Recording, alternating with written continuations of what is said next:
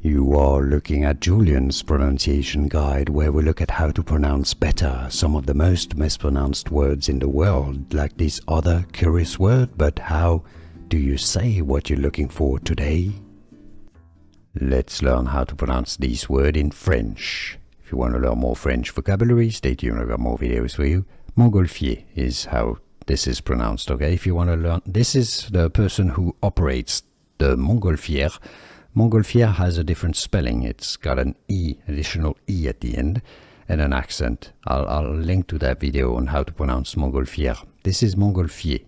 Montgolfier is the person who operates the Montgolfier, the hot air balloon. Montgolfier is the French pronunciation here. Here are more videos on how to pronounce more confusing words and names too many mispronounced. Like this video if you found it useful. I appreciate your support. I'll see you soon and thanks for watching.